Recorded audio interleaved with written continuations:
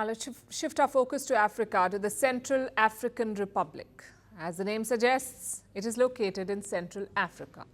It's another former French colony and one of the poorest nations in the world, C.A.R, Central African Republic. Part of the reason for that is constant warfare. The country has been going through a civil war for over 11 years now.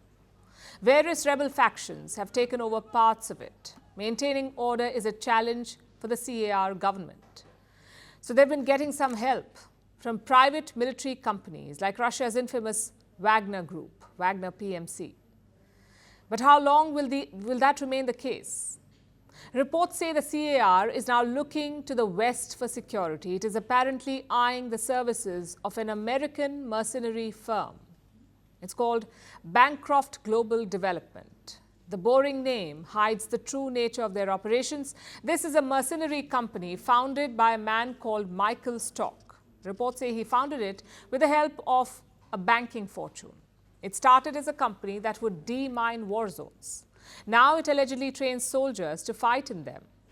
Bancroft is based in Washington, D.C., and it's been active in Africa for years, most notably in Somalia. It's been helping the regime fight terror groups in Somalia. How? Officially by training Somali and African Union troops. That's the information in the public domain. That's what they do.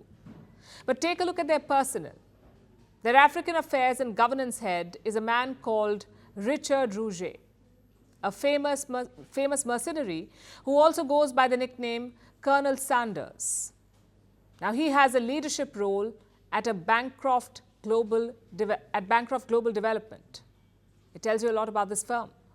Besides Somalia, Bancroft also has presence in Kenya, Uganda, and Libya. So it's no stranger to the African continent.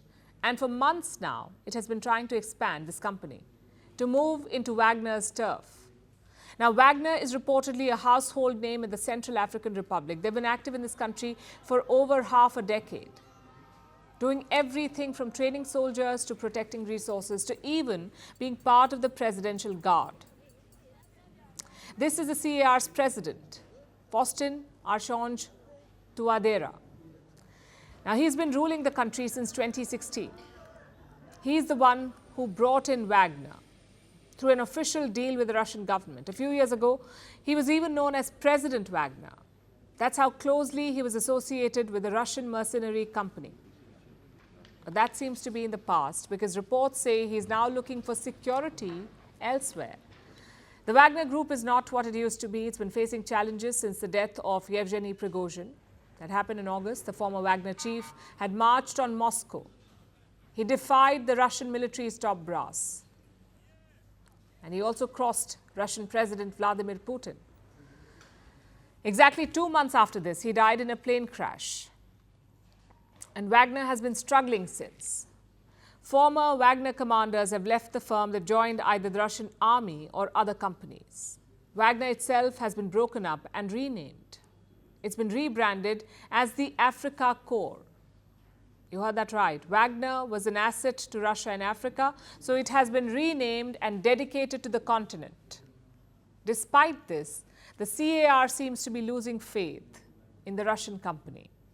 The president is in talks with the American firm, and he's been talking to them for months now, since July, according to some reports. That's how long the talks have gone on. But something seems to have changed now. A former senior Wagner leader arrived in the C.A.R a few days ago. He was once the president's national security advisor, but he was put under US sanctions and then he left the country. Now he's reportedly back in the C.A.R after a gap of 2 years, despite the sanctions and other risks. So is Wagner finally worried? Are the American mercenaries on the verge of replacing them? We'll keep track of this.